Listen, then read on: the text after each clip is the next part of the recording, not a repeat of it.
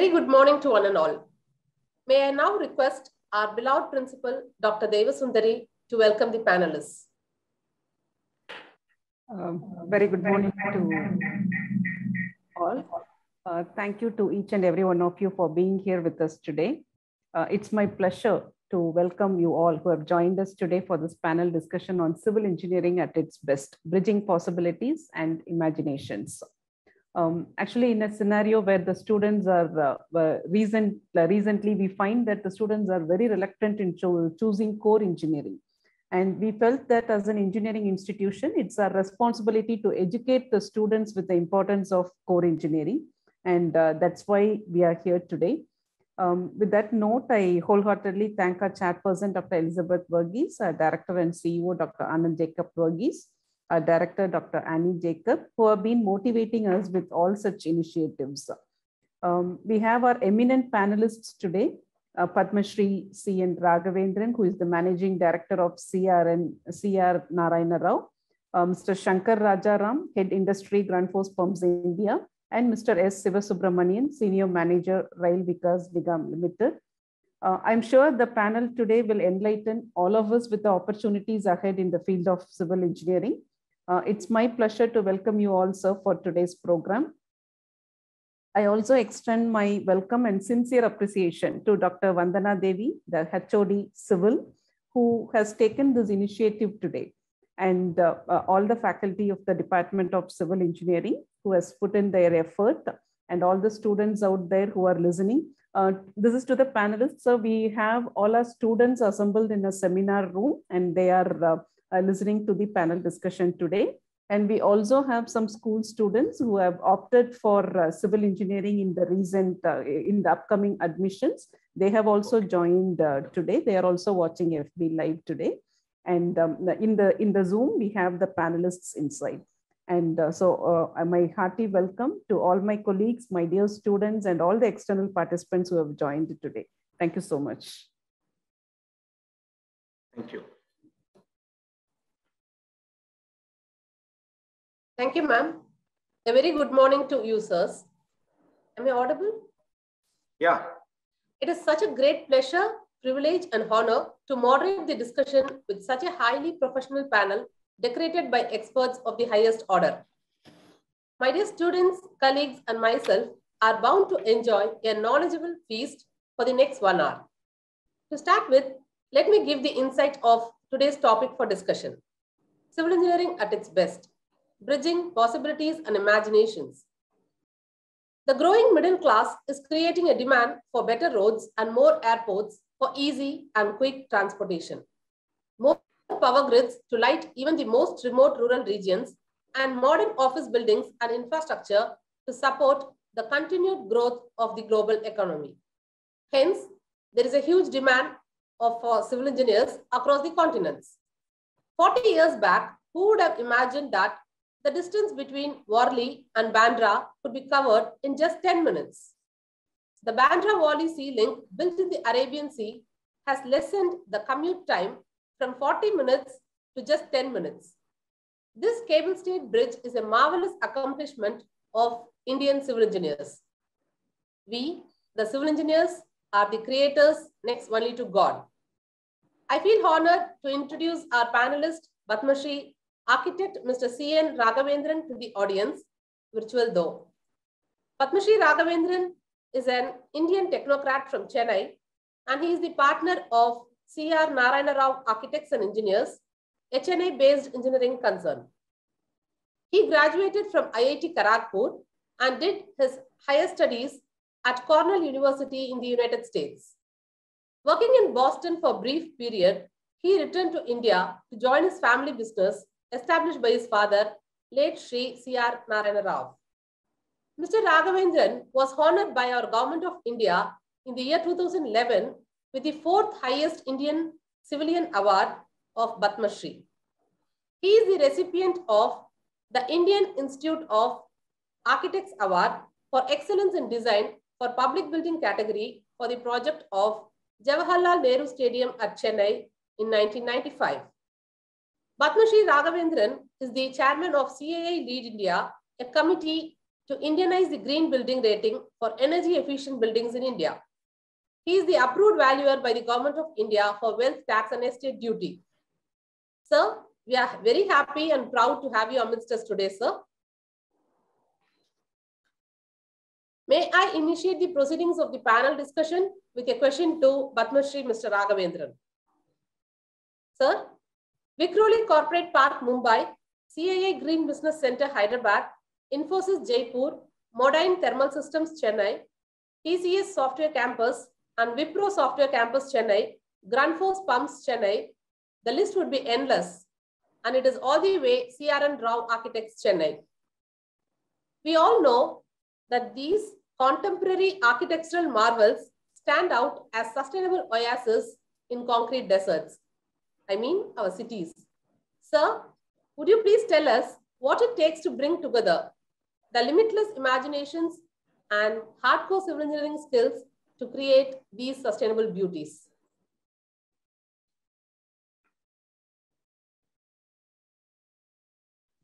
Sir, you're on mute.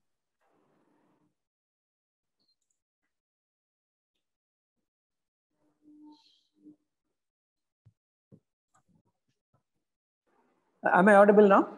Yes, sir. Okay.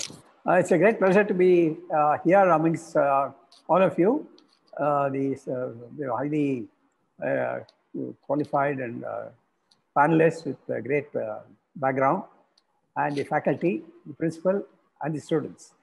Now, this is a very interesting question. How do we bring the field of architecture and engineering together? In fact, one of my qualifications to talk about this is, besides the projects that we did, when I realized that architects cannot exist alone, and architects and civil engineers are both sides of the same coin, and they're mutually interconnected, wired together in all their thinking and performance and the design aspect. The fact is that I hail from a family of civil engineers. My father was a civil engineer, my brother is a civil engineer. I'm an architect, and worked in an environment in which, working with allied engineering departments, not only civil, but structure, the water supply services. And then later in the current days, a lot of automation and all that is taking place. And also a lot of sustainability is also, is a key field. So, you have to work with a plethora of engineers together. So architects and civil engineers are not together in it today. They were together in it from time immemorial. I don't think the designer per se, whether it is, in today's Hindu, for instance, there's a story about the city being unearthed in Gangaikonda Cholapuram. So, archaeologists have found something, very interesting structure. I'm sure it's a collaborative effort of the then architect, whatever he be called, and the knowledge of people acquired through civil engineering, self-taught, and it is there. Right from there, you move across to several well-established buildings, including the Vikhroli Bridge. I mean, the Bombay ceiling that was mentioned. It's a great stride that architects and engineers have taken together, and architects and engineers have taken together. Now, I remember a message told to me by an architect from US, an American architect, who told me once that it is a fashionable, or in fact, it's professionally more elevating for American architects to have a chief engineer, civil and structure, being an Indian. He says Indian structural engineers are so highly respected that if you have a chief engineer, structure, or a chief designer who's a structural engineer from India, it adds to the value of the firm in terms of the relevance and the capacities. So Indian civil engineers have made great strides, and I don't think civil engineering can be ever given a second or a third or a low ranking, because India is on a great growth path, and we're talking of becoming the world's third largest economy, and we're going to be a manufacturing hub.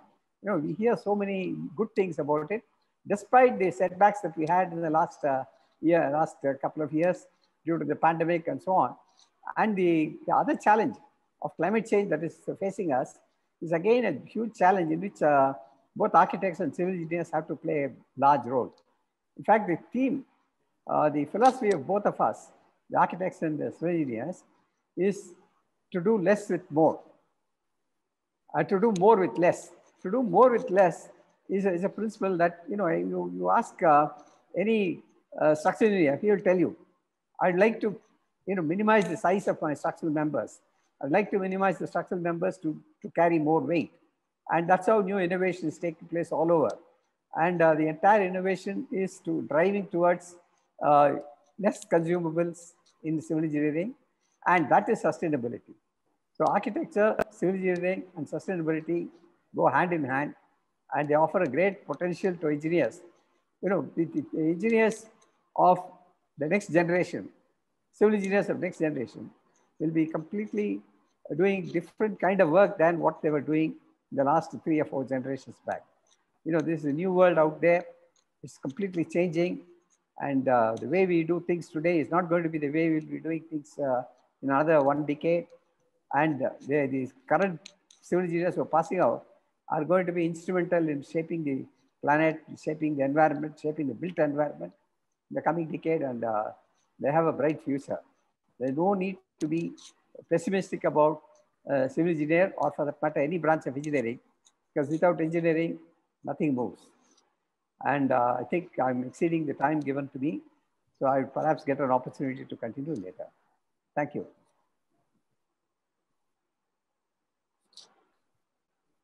No, you're on mute, can't hear you. That's wonderful, sir. Thank you so much. We have Mr. Sivasubramanian with us. He did his AMIE Civil Engineering in the year 1989. He joined Railways in 1990 as a junior engineer, and currently he is working as Senior Manager Civil at Rail Vikas Nigam Limited, a public sector unit of Railways. He has contributed to numerous railway projects. To name a few, 900 kilometer stretch railway line, 270 kilometer stretch Viluppuram-Dindigul double line, 160 kilometer Madurai-Tuticorin double line, and many more. Recently, he was involved in the construction of 2 kilometer long New Pamban Railway Sea Bridge. Sivasubramanian, sir? Yeah. It is known that the twin objectives of RVNL are the implementation of projects relating to creation and augmentation of capacity of rail infrastructure on fast-track basis and raising of extra budgetary resources for SPV projects. Sir, you have been at the helm of activities related to improving the infrastructure of Indian railways, even as ensuring sustainable development and environment-friendly construction. Drawing from your challenging experience during the construction of the new Pamban Bridge, could you please tell us how RVNL infuses these new skill sets to junior and mid-level civil engineers in the field? Please, sir. Yeah. Thank you. Thank you for giving me this opportunity. Before going into the Pamban Bridge, I just would like to talk about my own concern. This RVNL. RVNL is Rail Vikas Nigam Limited. The SPV stands for Special Purpose Vehicle. It is just a construction unit, an extended arm of railways, to do things to create asset in a fast track manner. And it was created 15 years back. And ever since it started, I got roped into this RVNL. And I'm very fortunate to say, earlier I was in railways, I got deputed to RVNL, and then I got absorbed in this PSU of Ministry of Railways. I'm very fortunate to say that I'm shouldering, we have done a lot of work. Leaving those things apart. Second point, I just would like to tell to the young engineers, the budding who are going to become the engineers, and those who have already chosen engineering and planning to enter into the college. The one mantra I'm just holding on to is to think simply. Civil engineering is not grandeur. It may look very grandeur, colossal, all these things. But only thing what I just would like to say is, if you think simple, then everything is possible. This is the first note I just would like to tell. And then coming to this Pamban Bridge. Yes, as I told you, this Pamban Bridge, though it looks simple, it is not so. The existing Pamban Bridge, which has been serving for more than 100 years, I just would like to show you these things in a very, very short PPT. Please allow me to share this PPT.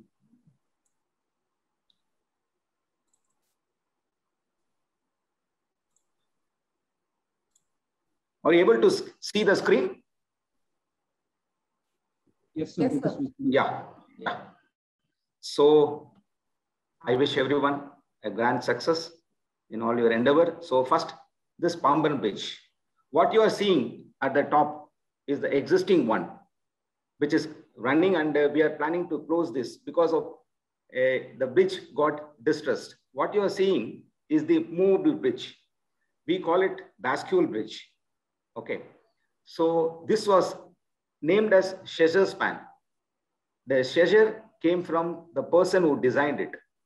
Okay. That was 100 years back, 1914, it got inaugurated, and we are in 2021. So it has served more than 100 years. Now, what you are seeing at the down below is the new Pamban Bridge, which is going to be replaced, the existing bridge. It is a vertical lift. The earlier one is the bascule, which will open up sideways. The proposed one will be a vertical lift, because in the most of the present scenario world over, it is the vertical lift bridge which is being planned. Okay, so that is how we also came up with this idea that we can do this vertical bridge. So I just would like to tell you how to go about it. If this work is given to you, if the Pamban Bridge is given to you, how to go about it. So I just made a small design basis report for any engineer. Before he actually starts his work, should start this design basis report.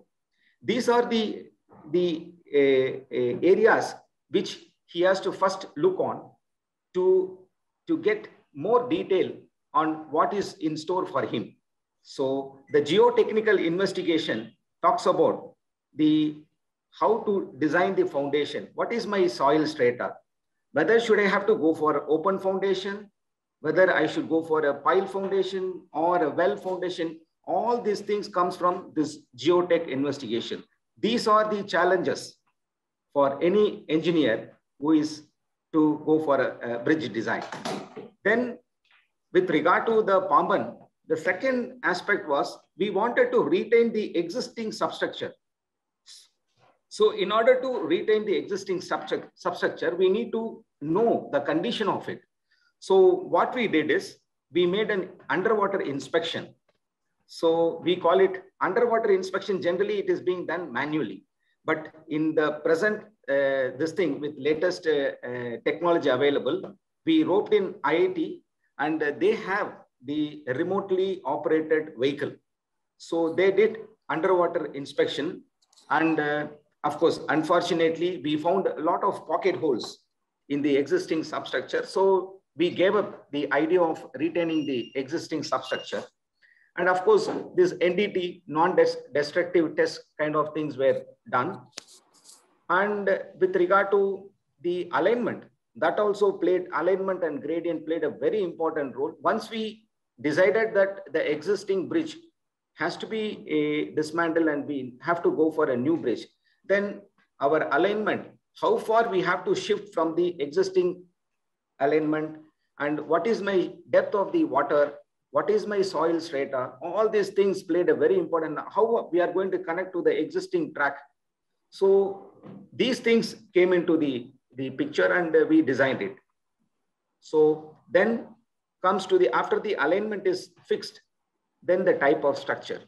What should as I told you, whether we should go for a well foundation or a pile foundation. Then finally, we ended up based on the soil strata, we have ended up with a pile foundation with a pile or pier cap, and that is for the substructure. And then second thing is, what is my diameter? whether I should go for a small diameter of 1 meter or 1.2 or a huge diameter. The present scenario is we are going for 1.5 meter. That is the maximum diameter which we are all now doing with the bridge design. So we went for a pile foundation of a pile diameter 1.5 meter, and the depth generally it now varies between 30 to 40 meters. It is going into the seabed. And then coming to the superstructure, the present superstructure, the bridge is a steel structure. Why actually we have gone for a steel? Actually, initially we planned for going in for a PSC.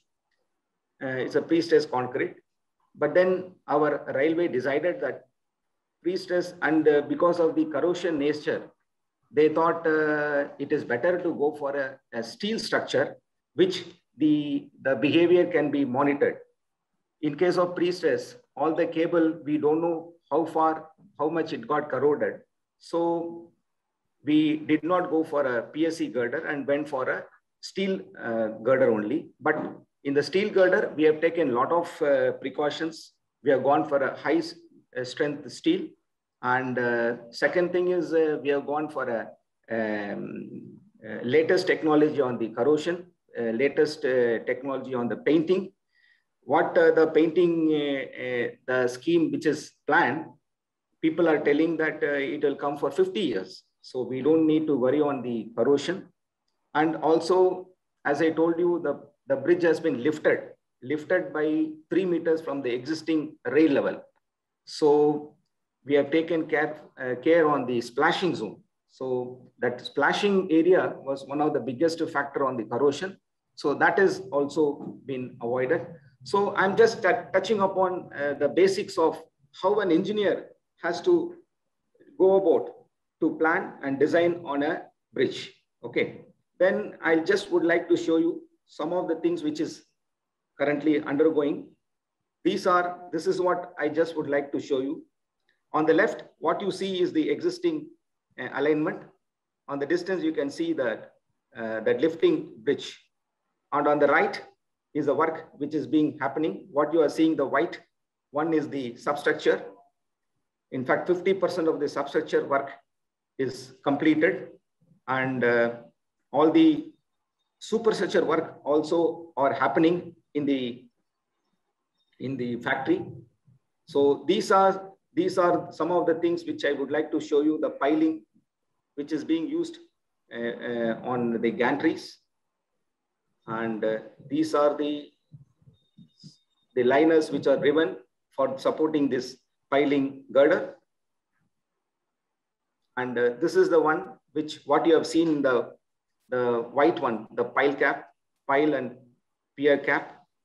And this is the fabrication shop where the superstructure work are being done. So which is about 30 kilometers from the seashore. We have taken care because we are not supposed to do the fabrication near to the seashore. So we have gone 30 kilometers inside the sea, away from the sea. So these are the things which I would like to, the things are going, and we hope to complete by next year.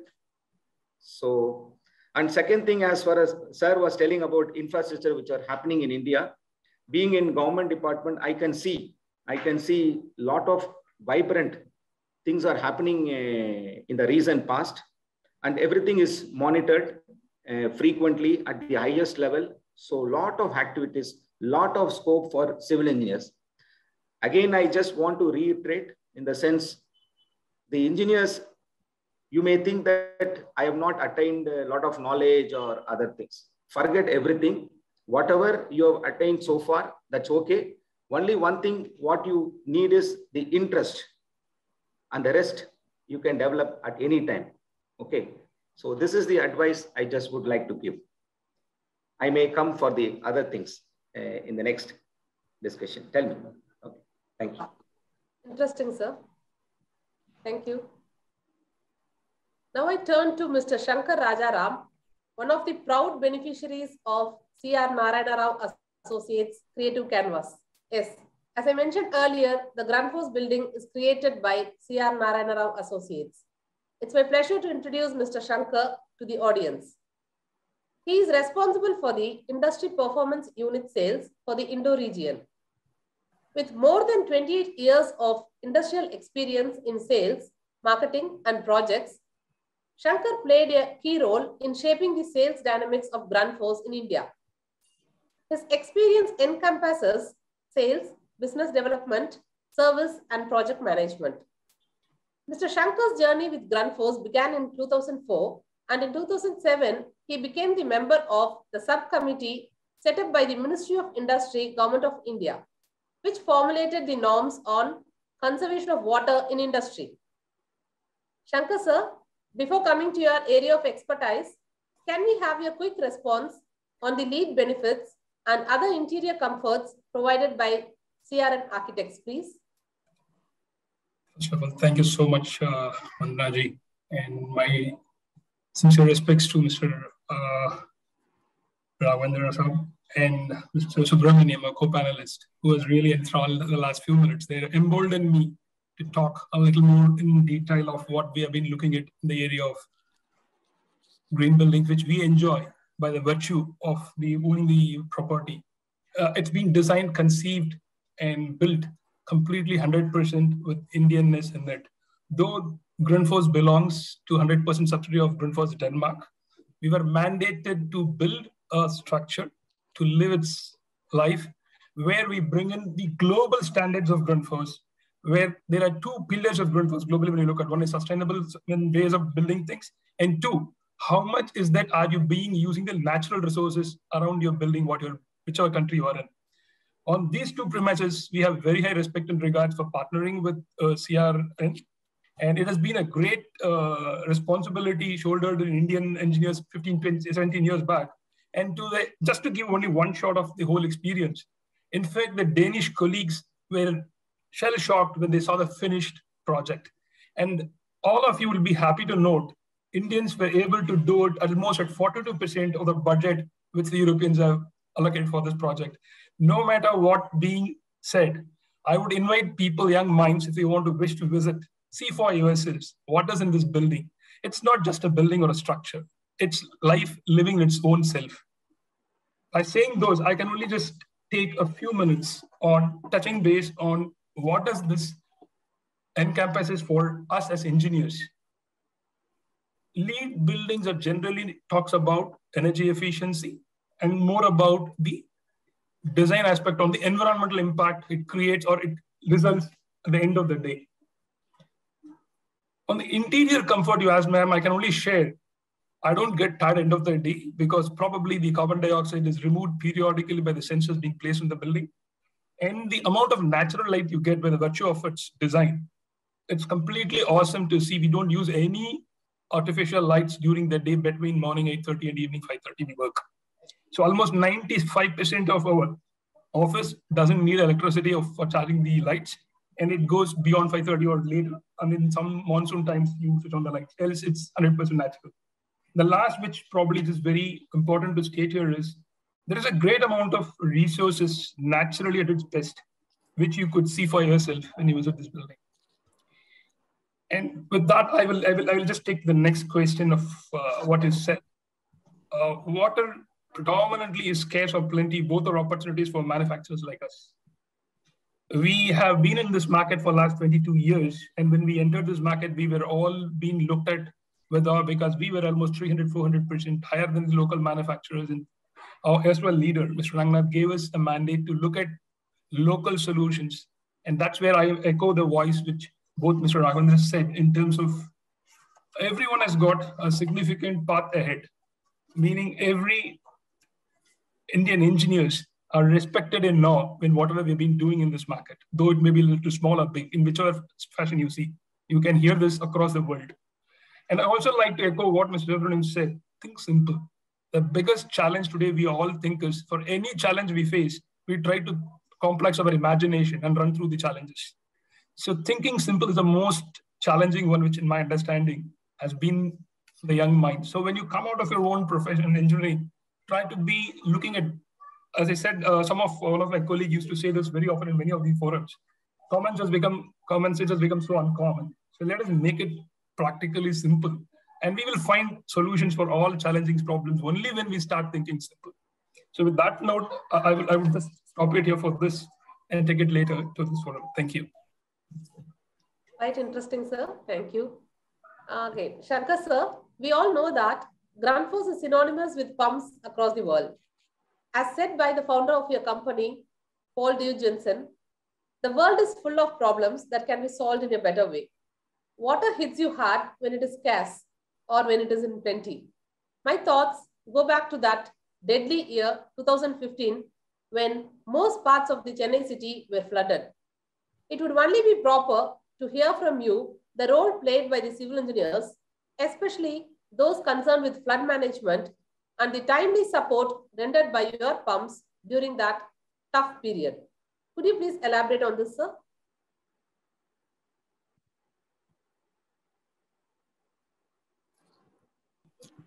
Thank you once again for a very interesting question here. It gives us a lot of insights to talk about some of the enduring problems where the society has been living. One such is in the 2015 flood in Chennai. And it actually goes back to some of the cities like Mumbai, which had the worst hit rain in 2006. The entire city was inundated for a few days. And so is Chennai in 2015. We had few days, even flights could not land. People could not live a normal life. We were starving for food, and food was distributed by when they are dropping foods, and things was very, very different from what we have lived historically before that. So if you look at from those contexts, if the water is less or more, in whichever way you look at it, from a business perspective, both gives you an opportunities. Though the challenges are for society, for a business community, it gives opportunities. So from that perspective, manufacturers like Grundfos takes these opportunities in hand and try to come back with solutions, facilitating that society bounce back at the earliest possible time. If you look at 2015 floods, this only gives us a trailer to the future, what we are going to experience owing to the climate change.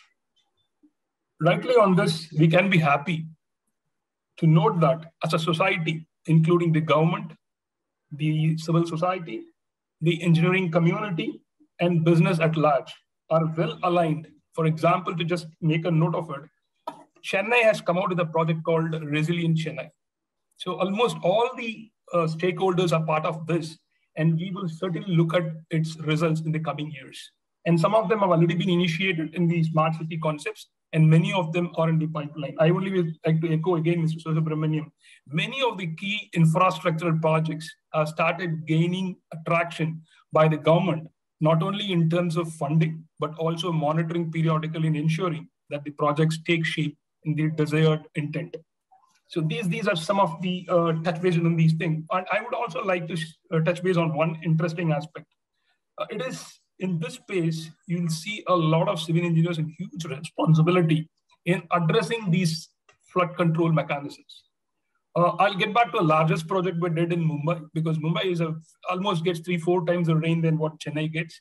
The only advantage Mumbai has got, it's all side sea, so just throw out water outside to the city in a much easier way. There was an interesting case in 2006 when the Municipal Corporation of Mumbai came out with a plan to ensure that the sea water, when it enters, it is not the rain which actually inundates Mumbai. It's the sea water when at high tide, it doesn't allow the rainwater to move out to the sea. So you don't have a natural possibility. So you are forced to use large pumping systems to ensure that you dewater the whole city. So that's where the project started. Almost 11 places were identified, and we picked up the first couple of projects, and we executed with around 4 megawatt of pumps in each of these sites, ensuring almost 6 meter cube per second of water is removed from the city. And in a matter of 30 minutes, any given point of the city doesn't get flooded. So this was done with an Herculean task without a very clear and committed civil engineering backup. This could have never been possible for an engineering company like Grundfos. And we have partnered on this with a civil engineering company. In fact, it was a joint venture which we executed this project. And interestingly, this was the first project which was functioning in less than 24 months with government participation. So that being said, we are in the growth trajectory. I would like to again echo what Mr. Raghavendran said. We have a wonderful collaborative mindset in this country. Probably we are not being in the limelight for the right reasons. though we may talk on the media more about what is not happening, there are a lot many good things that are going in this country in favor of all of us in society. So I would like to just keep that aside for now and then touch base and continue stating that we together can do wonders for this world. Thank you.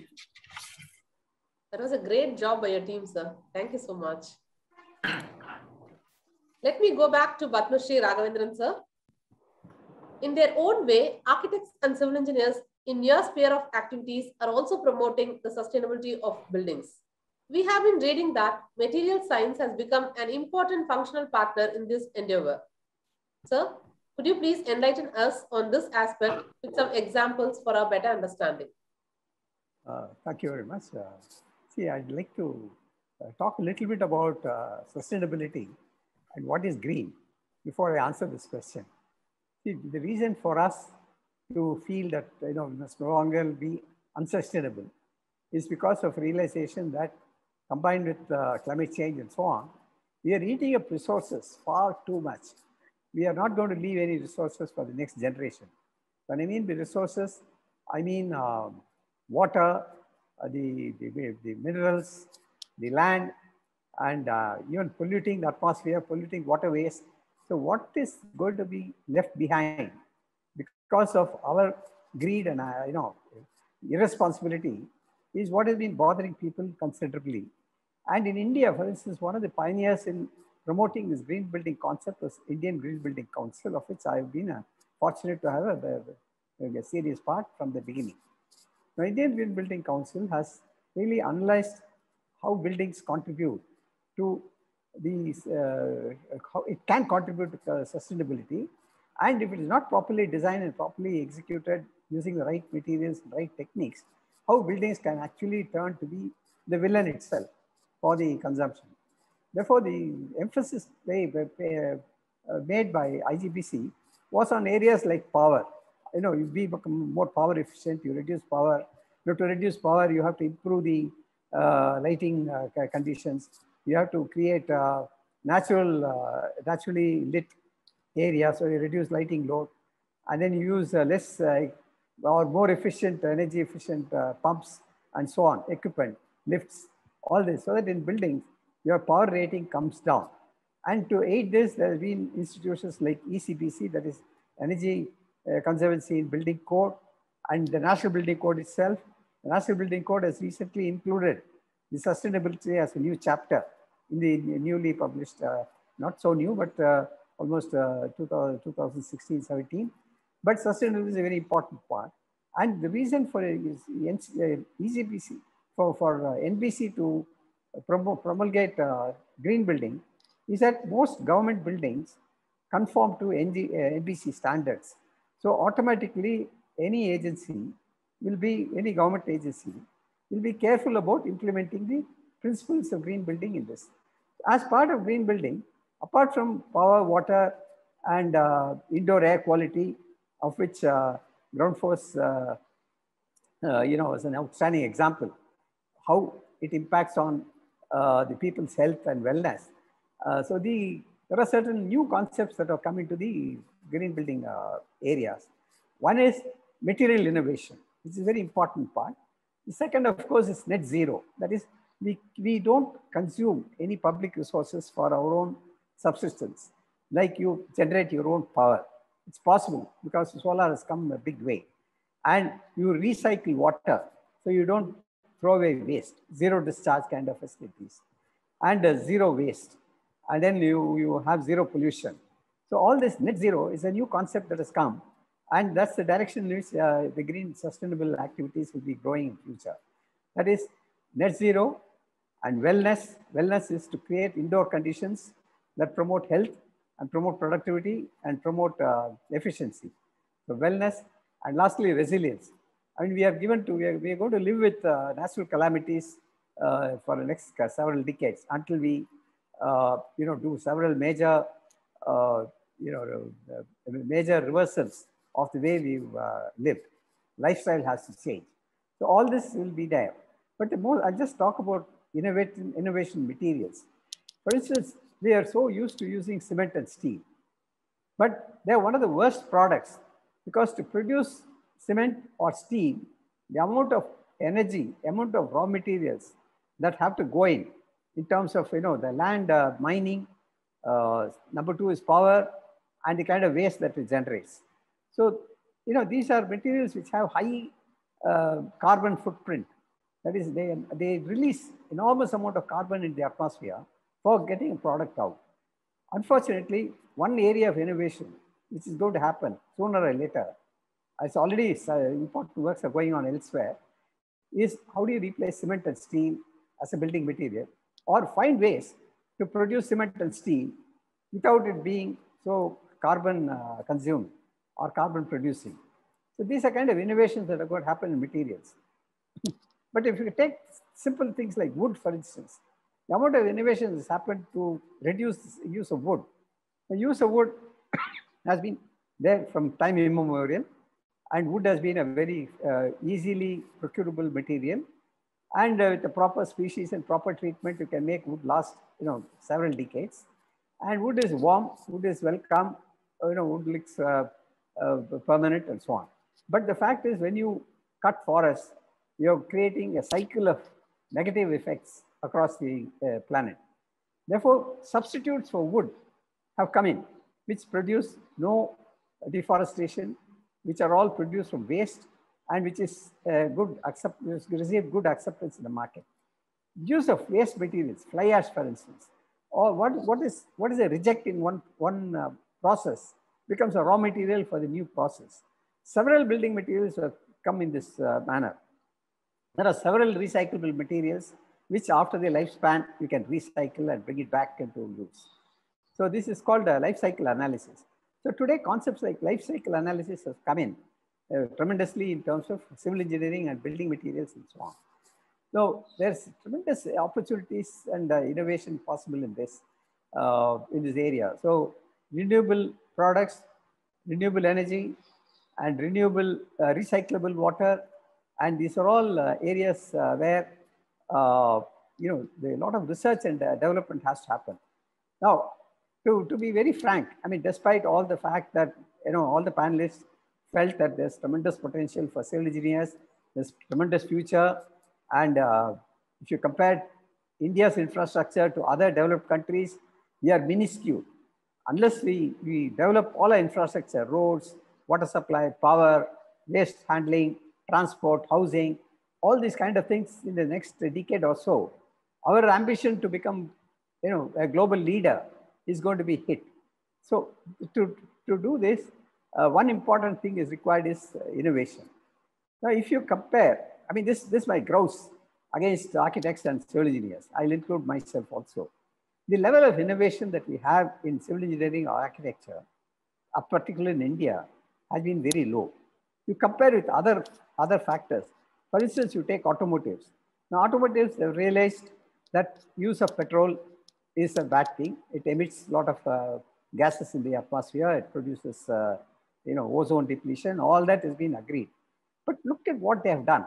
They have very quickly, in a matter of a decade or two, they first increased fuel efficiency in terms of usage of vehicles. Then they have gone into electric recyclable. They're now moving into hydrogen, which produces zero waste. In fact, it produces water. Waste product of hydrogen power is water. So this level of innovation should be there in civil engineering, I feel. Now take for instance, communication engineering and so on. If you look at everything, data analysis, everywhere, the progress has been enormous. But I wish in civil engineering and architecture equally, that we should really speed up our own innovativeness, our own R&D. I mean, yes, R&D to advance conventional knowledge is good. It creates a good base. But to research and innovate and develop new products and new techniques is the thing that the need of the hour. And that's how we're going to transform our enormous investment that we're going to do. We have to get more out of less. That's the principle of almost all aspects of engineering and life itself. So I know material science is a wonderful thing, and lots of things are happening, and we are just at the beginning. We are scratching the surface. We have a far way to go, and potential is enormous. And civil engineers have a very important role to play in this. Thank you. Thought-provoking one, sir. Replacement for cement and steel without carbon emissions. Wonderful. We have to work on it. Thank you, sir. Sivasubramanian, sir. Yeah. We are all aware that railways and highways are the two main arteries of development. While laying parallel roads or widening the highways attract more non-engineering challenges, doubling the railway line needs smarter and greater civil engineering applications. With the vast experience that you have in doubling the railway lines, could you please tell us what additional civil engineering principles are used to meet the expanded scope of work? Yeah. Before answering your question, I just would like to talk about our Raghavendra sir. Actually, after I completed my engineering, sir, in fact, I applied for your firm, sir. Oh my God. C.R. Narayanan Rao. What a loss for us. What a loss for us, you know. Actually, sir, what I just would like to tell few words about the architectural firm. Actually, the legend we are sharing the platform. I hope Mr. Shankar also would definitely agree. I'm so happy to share the platform with the legend. Students, actually, you may not be knowing. I just would like to acknowledge this. When I came out of my engineering, that time, you know, all we friends, you know, used to apply for various concerns. So that time, C.R. Narayan Rao was considered as a temple. Mind you, it was like a temple. People used to say the discipline, the work ethics they keep is something phenomenal. So people who go and work there and then come out, you know, they are just, were doing like anything. They were successful in their career, but somehow I could not get it. I came to railways and that was my, this thing is sealed. So just I would like to tell you, and Madam was mentioning about the Jawaharlal Nehru Stadium. You know, that time, that was all a huge structure which we have not seen in Chennai. And it was done in a beautiful, grandeur manner. You know, we were awestruck at that time. Probably subsequently, many structures came. So, but at that time, it was something phenomenal. That I just would like to acknowledge, sir. I'm very happy to share the platform with you, sir. Our loss has been national benefit. Yes, sir. Always there will be two things, sir. Two sides. So, and coming to answering the doubling track. Actually, before again, sorry, one more thing I just would like to talk about. Sir was mentioning about the green and we are wasting the resources. Actually, sir, I just would like to talk about one important aspect which is happening in railways. Sir, there is a decision taken 5 years back by our government that the entire railways have to get transferred to electrification, sir. So in this, there is a game-changing things are happening, sir, actually. We have converted the diesel engine to the loco engine in the last 5-6 years by 71%, sir. Wow. So our target is actually by 2024, the entire railway system will be running only on electric. So can you believe it? In the last 10 years, you know, this was a great thing which we have done, sir. And as you rightly told, even from electric to the solar, I hope that in another 10 years, you know, the entire railway will be running by solar or whatever renewable kind of energy, sir. So we are very concerned about the green aspects, sir. Just would like to share this information. Okay, coming to the doubling, and Madam told that 900 kilometers I was involved. Yes, really, that was a remarkable experience for me. In the last 15 years, we have completed, our Chennai unit has completed 900 kilometers of doubling, sir. So what exactly it means? A new line easily can be done. Similarly, a gauge conversion, that is the meter gauge to the broad gauge, can easily be done because there is no hurdle. But when it comes to doubling, it's really a tough thing. Just to quote a few things about the doubling. First thing is railway put a cap that not even a single day, the existing running line should not be stopped. That's a huge this thing. we have to do the doubling work without stopping it's a huge challenge for all of us. So with that in mind, we start this work.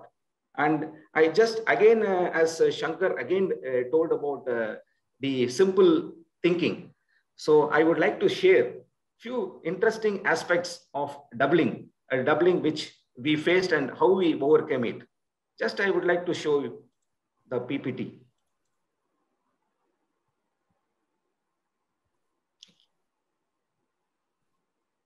So this is the design basis report based on which all the doubling projects are taken together.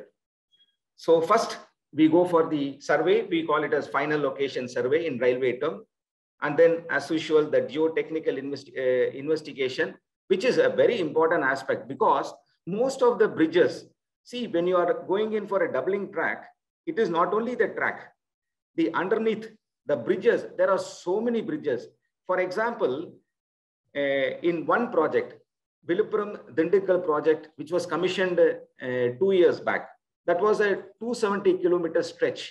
In that, can you imagine, sir, around 50 major bridges. We call major bridges anything around 100 meters, 200 meters length. And 300 minor bridges. Minor bridges means ranging from 2 meters to around 12 meters. So such a huge bridge work we have carried out. People may not see all this work happening because it was all happening at various stretches. What people only see the earthwork which is happening on the track. So, but beneath a lot of river bridge, and apart from these river bridges, there are the road bridges, ROBs, and road under bridge. All these things were to be done to complete this doubling work.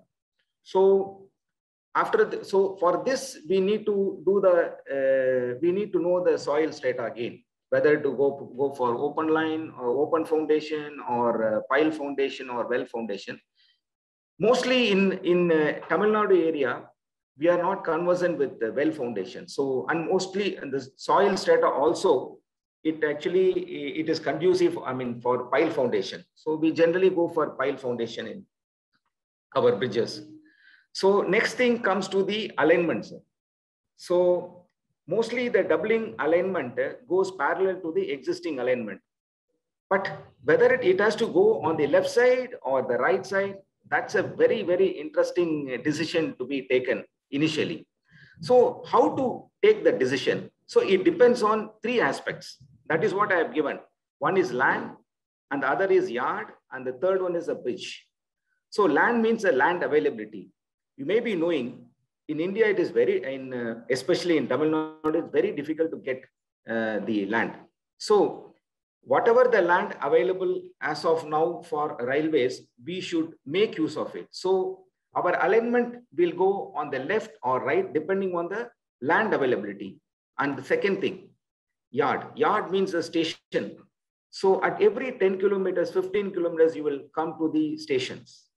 So our doubling line has to get integrated with the existing station yard.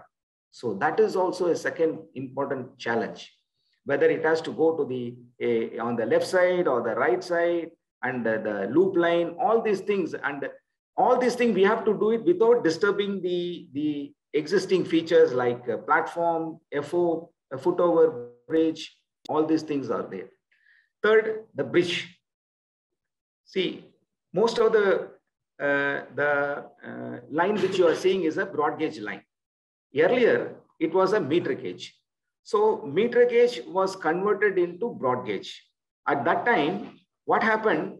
Existing bridges were kept as it is, and the new bridge were done by the side of the existing bridge. That means, I'll just show you with the diagram, very interesting diagram.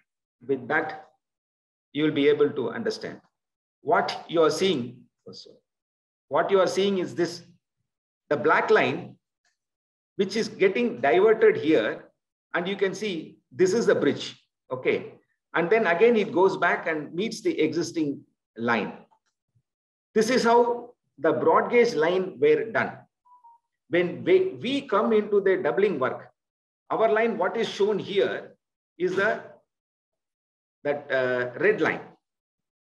So when we came to this doubling line, you can see that it is coming in the line of the existing track. Okay. So at that time, we have to take a call whether how I should provide my bridge, whether I also should divert my line. So there was a serious discussion. So what we did, we thought, why not we make use of the existing MG alignment? You can see the MG alignment is on the left side of the existing BG alignment. So what we did, we explored, we did the soil investigation, and what is the existing foundation which was done 100 years back, how whether it will be infringing our foundation. All these things were studied, and then finally we ended up with the existing MG as our alignment. What actually helped us is, you can see my alignment became normal. See, the diverted alignment becomes too simple and straight alignment. This is what we used to call it as always think simple. Don't complicate not only the thinking as well as the alignment also. So third aspect which I would like to talk about is the yard. You can see a lot of black line and red line. It's a station yard in the down south. It's called Vanchi Maniachi, which we have already commissioned. I just brought this only to highlight how we should execute the yard work. Whatever you are seeing, the black one was the existing one, and we have to do a lot of new lines, main line and loop line and all these things. So all these things we have done without stopping the train even for one single day. People may not be knowing all these things. So behind this simple statement, a lot of hard work were done, not in the daytime, but only in the night time. So that was an amazing work, which I am proud to say that I am a part of it.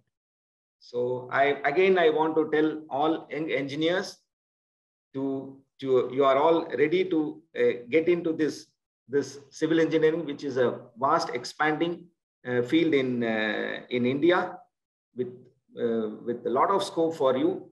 All you want is only the interest. This is the point which I would like to make. And thank you. Quite amazing, sir. And as mentioned by CNR, sir, you have contributed so much for the society and the nation. Thank you so much, sir. It's a pleasure. Now we would like to hear a slightly different perspective from Mr. Shankar Rajaram. Sir, in recent years, civil engineering principles are being used in more and more areas like agriculture and many other fields. Could you please tell us about the use and application of pump technology in other fields? Thank you once again, ma'am. Before I get into this question, answering it, I would like to again second what Mr. Subramaniam raised in terms of the temple which we refer in Mr. C.N. Ravendra's office.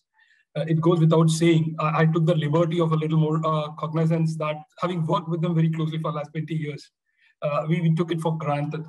You know, as we go and wish, when we enter into a temple, when you're very frequent, you think the God is with me, so I'm with him, so I don't need to do a formality. So with due respect, I take that as a privilege, having worked with you and being closely associated with the organization. And we are working with many projects in whatever they're doing presently also. It's an ongoing journey for us. And I can only second what Sir Subramaniam has said in terms of the discipline, the commitment, the passion in which they work in any of the projects they take and they endeavor. Now, getting into the question which you put it through, ma'am, it's a very, very personally an exciting journey for me, because this is, I come from a very humble background. My forefathers are all from agricultural background, and it is the first and second generation where we are into professional working. Be any given area of development today, you will be it buildings, be it factories, infra projects, any much which are looking at and are much employed in agriculture. Basic engineering principles remain same. So for us to state the minimum, we can be sure of basic engineering needs and their sustenance in time to come. So when I was a young engineer 30 years back, there are only 3 major engineering divisions which are existing. Probably there is not even an idea at the point of time. Many of my colleagues and friends who went back from mechanical or a civil or electrical background went into IT and computer science, and they started learning what we call the KG classes in their own age of 25 and 30. So that being said, the basics of engineering remains same. And now let me just bring a couple of diverse areas where civil engineers have significantly contributed into the might in the recent past. First, by the sheer size, though Grundfos was not directly involved, but I was passionate watching this from as an engineer on this project, but for the sheer size of world's largest lift irrigation project, which was executed in that state of Telangana. Between the year 2016 and 19, it was executed in a record time, wherein on the river Godavari, from downstream to upstream stretch against a natural flow. I mean, this is where engineers make a difference. They make society feel the way they are respected. And this project was very unique because the pump house was underground around 470 feet below the ground. You can imagine what amount of soil might have been moved. I do apologize with what Mr. Raman said in terms of mining it, but in the common good of society, this was done. And if you look at the size of the project, and also we're running out of time, so I'll take only 2 minutes to give a glimpse of the project size. It was almost one of the largest installations of pumps in the world, just 7 into 139 megawatt of pumps. Can you imagine? And each pump is capable of delivering 3 TMC of water per day. So that's the magnitude of pumps which has been executed. And mind you, many of the large pumps were almost worked very closely with civil engineers because these are all concrete pumps. These are not with steel or fabricated ones. So these are concrete pumps where civil engineers played a pivotal role along with the electromechanical design of these pumps when executed on the ground. The twin tunnels, which was built around this, it is around 4,133 meter in length and 10 meter of diameter. So you can imagine, people can walk inside the pipe and then still see what kind of work has been done in the site. It is almost 4,000 engineers working day in and day out with hundreds and thousands of laborers working for this project. It was a $16 billion project. Almost the entire half of Telangana today gets both drinking water and irrigation water based on this project. So that's the kind of contribution civil engineers make to society. And I don't seem to agree that this particular division has got a little less focus. Probably the noise is not around this. Maybe that's something which I can agree and concur with this flow. The second one, which I will take a minute or two, not more than that for now, is on the solar renewable energy pumping systems. Grundfos has been pioneering this globally as we have been environmentally a very conscious company. When it came to India 22 years when we started, we found the Grundfos has something to do with society because we are run by a trust, and the trust aims to have its impact on society and new technologies. So that being said, 80% of our Indian agriculture is run by what you call the micro and tiny farmers. They don't are any linkage to the large farming community who owns in hundreds and thousands of acres. So the only possibility was the existing government supply of power, which was all of us know if you are there for more than 20, 30 years of living in this country, you know what kind of erratic power supply we had in those days. Then we started the journey wherever there is no power supply. Grundfos started giving solar pumps for the village community to have both water and to also irrigate in its own small area. So today, to our credit, we can say in this, 40,000 installations have been done across the remotest parts of the villages in India. And most importantly, what we have created is thousands of entrepreneurs to make their living based on the solutions on the ground. So that only goes back to say, once you start thinking it from a very, very solution part of it, you will find more opportunities in the field which you are in. And we will invite you to this kind of thinking. And to just conclude prior to that, I would say the government of India's program of KUSUM, what they call it is solar energization program on pumping system, is envisaging close to 1 million pumps replacement in the next 5 years plan. So it's a huge responsibility for society to just be a part of it and make it happen and realize the wonderful journey we are all together here. Thank you. Thank you, sir, for giving us the highlights. Excellent. I am sure that the illuminating words of professional wisdom from our experts would have kindled the interest of the young minds. I mean our students to emulate the speakers and contribute their might for the cause of civil engineering. Now, the floor is open for Q&A. Hello. Yeah, sir, good afternoon. Students are having some questions regarding your comments. So I hand over the mic to students. First, I'll call upon Joe Jacob. Yeah, good afternoon. Good afternoon. Before I go ahead with my question, I would like to thank all the panel members for enlightening us with their views and their knowledge. And I feel like we all learned a lot today. This was a very informational session. And I just wanted to thank you all for your valuable points. And to go ahead with my question, there is this notion that once students finish their graduation, they are pushed to site supervisors. I just wanted to know if this was true, and if so, why is it so? Why are students pushed as site supervisors? This question is to whom? Is it to me? Sure. This is open to all the panel members, whoever can. Okay. So first, sir, with your permission, I will answer this. Okay. It is simple. If you are in the office, you will be able to know civil engineering partly. But if you are in the site, you will be able to know the much bigger perspective of the civil engineering. So that is why the young engineers are always put in the field. And also a lot of challenges will be there. You have to take a lot of initiatives, quick decisions. All these things, will help you to become a complete engineer in a later career. So that's why, in fact, I always tell my young engineers who come to my office, first you go to the site. You see what is happening. And the second thing is, you will know all these things are shaping up in front of your eyes. So that will give a lot of satisfaction. Whatever, see, I'm a designer, I'm a planner. All these things will be in paper. But the same thing which is in paper, when it is getting created, if you see the structures coming up, that will give more satisfaction. So it is always preferable to be at site and be with the things which is coming up.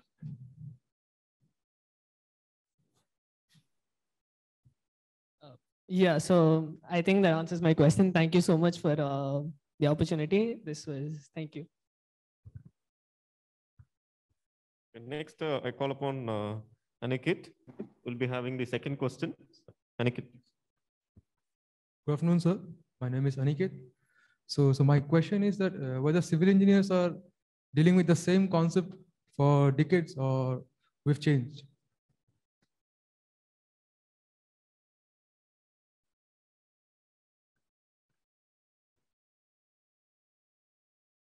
Excuse me, sir. Is it addressed to me again? Yes, sir. Okay. Yeah, actually, there is a sea change, I would say. There is a sea change from when I entered into the railways in 1990 and the present scenario, things are in a completely different atmosphere. Okay. What was expected? See, when I started, I tell you one very interesting thing which happened. I went to the planning office, right? And one of my colleague was 2 years old, 2 years experienced.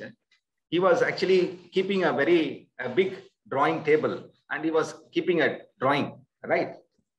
And I asked him, what is the drawing he is preparing? So he said one structural drawing for a building, he said. I asked him, when did you start? I asked him. He said weeks back. I was stunned. Why it is taking 1 week? Yeah, that is how we do it. Because we used to draw in paper and the pen also will be different. So it will take a long time. Then I also got into the same stream of very casual working. But now, so what I'm trying to say, in those days, one drawing used to take around 2 weeks time for a full A1 size, right? The same drawing, you know, now it is taking 1 day only.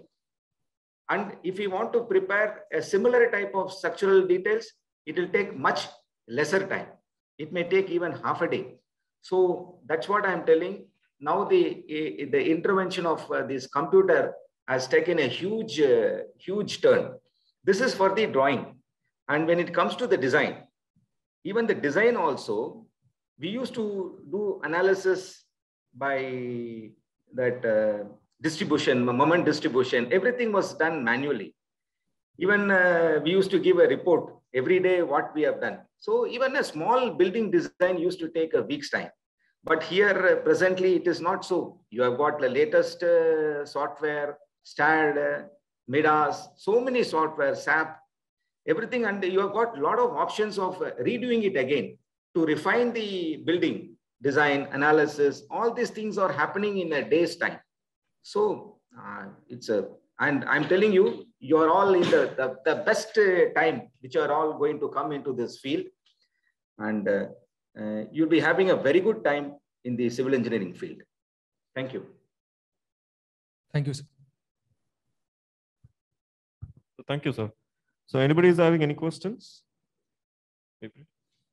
Okay. So whom do you want to address actually? Whom do you want to ask? Shiva, sir? Sorry? Okay. So, okay. Sir, I'm handing over the mic to Baby Priya.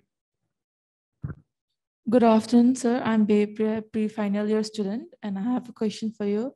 Like, as we all know, there's a pandemic going on, and as civil engineering requires a lot of on-site on-site things. Then, are the opportunities getting lessened than before before the pandemic?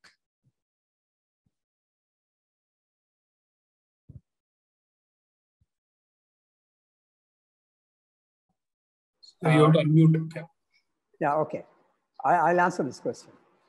See, now actually pandemic, when we started in March of 2019 or 20, whatever it is, 1 year, 1.5 years back, see, first we didn't realize the seriousness. So people were carrying on whatever they're doing. Then it became a serious matter. Then everything was stopped and banned, and you can't meet, you cannot go out, all that happened. But there is no clue. And then we kept on getting waves after waves of pandemic. But today, with the vaccination and India creating waves in vaccination in terms of coverage of population, the challenge has been more or less, within under control. I mean, I'm not saying it's eliminated, but it's very much under control. Therefore, what many many disciplines have happened is they have reopened. Many sites which are closed have reopened. There are a lot of restrictions like saying that they will allow you to work only if all the workers reside in the site, because that is to prevent this migration and all that. Now that has eased up, but what has happened, a lot of new protocols have come into the site management, particularly labor management and other disciplines also. So with this management, it has become safe. So it's now it is in our hands. If we have to be safe, we have to take all the precautions and protection. If we fail to do, we not only damage ourselves, we also damage others. And the realization has also come to, and many companies as a corporate policy are promoting this kind of vaccination and protocols so sincerely that it becomes a second habit for people to follow this. So I think it's a matter of time that we sort of tend, because of, thanks to vaccination, because of India's capacity, not only in producing vaccination, but it also, covering the population, we are comfortable. I think a year from now, we will not be so concerned about going to site or going to this thing, going to any place of where you transport, for instance. Today you go to airport as crowded as it was before. If everybody takes protection, it's fine. If some are not taking protection, then it can become a serious kind of threat. So I don't think, this impacts any discipline. I mean, not only civil engineers, whether you go to site, you go to a medical field, they have pushed it as an intern, they have to go to hospital. That's perhaps more serious. The law courts are closed. If you're a lawyer, you have to go to a court. Again, you have to face all the challenges there. So this has hit us completely, and I should say, with enormous vision and effort, India is crossing the crisis. That's the general perception that I have. So I'm not looking at pandemic, thanks to vaccination, as a showstopper anymore. And the Indian economy is pulling out. So there's going to be a very bright future. And with all this international interest coming into India, and I mean, you hear of a manufacturing hub shifting from China to India. I mean, these are all tremendous opportunities, which I don't think it was there in the time when I passed out in 1966, or in the time but the other co-panelists passed out, or anybody passed out. So you have way ahead of future in terms of what future offers you. Now, I'd like to just say one small word of thanks to both Mr. Sivasubramaniam and Mr. Shankar Rajaram for the kind words that you've spoken about the firm established by my father, and the kind of discipline and culture that he inculcated amongst us. And being a service industry, we've truly believed that we should put ourselves behind the client, or behind who approaches you. He is always the king.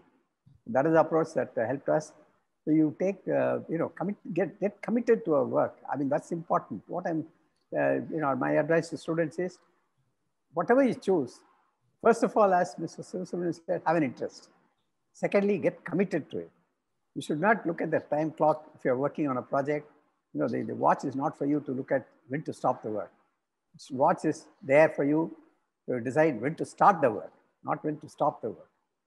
And I also, in fact, I echo one of the students who said, illuminating lecture, it is illuminating to me also. In fact, what Mr. Sivasubramanian is talking about in medical terms, you call it a beating heart surgery. What he did in Viluppuram doubling is a beating heart surgery, which is slowly coming into India. This is a most advanced surgery that can ever happen. It's already practiced by railways. So it's wonderful, sir. And Mr. Shankar Rajaram, thanks for feeding us. Thanks for feeding the millions and billions of Indians. It's you brought a revolution. It's a blue revolution built into a green revolution. Thank you. Exactly. Excellent. Thank you. Thank you, sir. Thank you very much. On behalf of students, I'm a faculty of civil engineering. My name is Akin, an assistant professor. On behalf of students, I want to ask you a question, sir. Actually, all three panel members can answer this question. These students have undergone the pandemic situation and online classes. They have undergone online training for the past 1.5 years. Now they are back again. So they have to, they will be clearing this Bachelor of Engineering degree. And what is the aspect of focusing on a job perspective to get an employment opportunity in the market? And what kind of job opportunities in your esteemed institution or organization will provide for them? In what manner they can able to develop their skills during their undergraduate program? Since actually we have second year and third year students here, they have 1 more or 2 more years. So what kind of skills they can develop during their training in this Bachelor of Degree course, and what kind of, in the sense, to be prepared to go to an industry, what kind of preparation they have to make, please.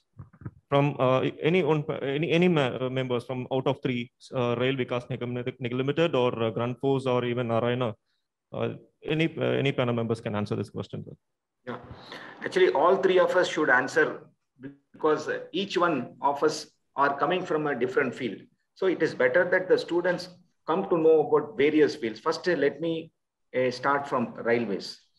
Actually, for all these students, I just would like you to go to our website, rvnl.org. You can note down. So there are a lot of opportunities. We have around 30 units all around India. And the last year, we have spent around 20,000 crores. 20,000 crores. I just would like to give you a clear in terms of the railway line, which has been commissioned, each kilometer cost around 10 crore. So that means around 2,000 crores of double line has been commissioned by Rail Vikas Nigam Limited throughout India. It's a very crude comparison. So that is the amount of infrastructure are happening. Obviously, it is all being done only with the help of the engineers and with the help of you young engineers who are going to come and take the road. So there are umpteen number of opportunities available outside. We are all looking forward to you people with a lot of positive attitude, positive mindset, and what sir has told, that clock, that is only to show you the time, not to finish off your work and go home. You just keep it aside. You keep the interest. And second thing, I just would like to, tell about women engineers. I see a lot of young engineers, women who are going to come to the field. They may think whether they can perform in the site. I can give you one simple example of my colleague who actually worked in site in RVNL for 2 years and then came to our office. So she shared a lot of experience, and the way she got the knowledge of civil engineering, that really I was feeling very happy. So when she came to our office, at that time she got married and she worked in our Chennai office for 2-3 years. And now her husband is in UK, he is an IT. So she resigned our RVNL and switched over to, she went to UK. After 1 year, she called me, sir, I don't want to sit idle. So I'm going to take up a job in a UK company, sir. I need your reference. So I was very happy. So I gave her a reference and she got a job and she is working there for the last 1 year. Even in pandemic, mind you, even in pandemic, she is working from home. So forget about pandemic. It is not hitting the civil, maybe other engineering, but it is not hitting the civil engineering. So you can all work comfortably even in pandemic. Okay, please, sir, you can all add up. Okay, I'd like to add a few more words. I think the best thing to do when you get a job after you graduate is don't worry about you lost personal contact with your faculty, you learned everything only on online, so it may be a subpar learning. Forget about all that. You just jump in. As they say, the best way to learn swimming is to jump into the water. There's no way you can read a book and become a swimmer. You have to jump into the water and swim. So that's exactly what your life career has to be. Just throw yourself in. What you need to do is you must develop an interest and set yourself a goal and do what you can to achieve it. You will not be 100% successful in every case, but you will soon find out that even amongst several failures, there are some outstanding successes, and you pursue that success and then improve yourself. Now, for instance, I'm often reminded of an occasion that I had, in fact, 2 occasions. In the architecture course, there is a little difference. There is one semester in the 4th year, the 5-year course, so the 4th year, they have to have 6 months of professional training. They come as intern and they work with different architectural offices. So there are some students regularly, they keep coming. It's been happening for the last 20, 25 years. They come and work for 8 months. Some of them show genuine interest. Some of them don't even show much interest. So I even tell them, look, if you want a certificate, I'll give you a certificate. You don't even come. But that you're going to regret it later. But you come and work, try your hand at it. Don't worry whether you know, you don't know, whether you'll make a mistake. Don't be afraid of mistakes. Anybody can do mistakes. But learn from mistakes, that's important. Now, the occasion was that I was in Singapore once. I was walking on the street. Suddenly, one person came and tapped my shoulders. And I turned around. I realized it was one of the trainees who was working with us a couple of years back. He told me, sir, I worked in your office. you remember me? I remembered him. And then he said, how long are you in Singapore? I said, I'm leaving in another 2 days' time. He said, sir, can we meet tomorrow? I said, okay. I thought, he is just going to, and next day when we met, he brought 8 people who took training at our office, and then who did the civil engineering. They're all in Singapore, placed in, some of them in government, some of them in private companies, private consulting companies. All of them are doing very well. And they said this is a good stepping stone. Now, they say because we really got involved, you gave us opportunity to get involved in our projects, that we got to learn so many things which is useful to us. A similar thing happened when I was in Dubai also. So the thing is, if you want to learn, see, you start learning only after you get into a job. Tremendous education comes in the first 2 years of your job, whatever job you take. It supplements your academic education. But unless, it's not going to come to you. Unless you seek for it and go for it, it's not going to come to you. So what you do with your opportunity is in your hands. There are opportunities. Do give your best, and the opportunity will save you. And it will really give you a big break. I think I'll just add comment from my end, but it's been completely aligned, and I think both of them have come out clearly on what is the expectation from the industry perspective. Just to keep one thing simple, I would request and urge the students, try to be passionate in whatever you feel you're comfortable with. There is nothing called a success without your passion for your own self. Whichever way you look at it, all people who have been successful, and more importantly, if you want to be happy, be in the field which you feel you're comfortable with. If you are a civil engineer, if you don't feel comfortable of going to a site, you have to challenge yourselves, asking some good questions. And what is in it for you if you don't do that?